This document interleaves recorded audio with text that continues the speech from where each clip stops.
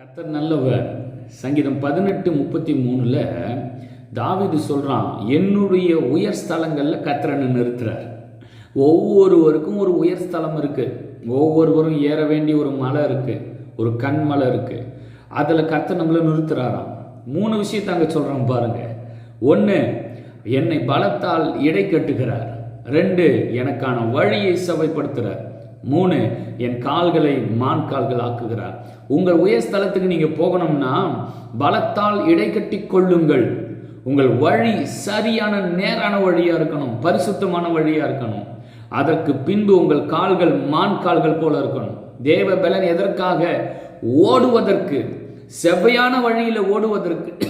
நல்லா ஓடுங்க, கர்த்தர் உங்களுக்கு பலன் தருவார். அந்த பலத்தினாலே கண்மலை வரைக்கும் ஓடுவீங்க, உயர் ஸ்தலங்களில் இருப்பீங்க. பலமே ஓடுவதற்குத்தான். குணசாலியான ஸ்திரீ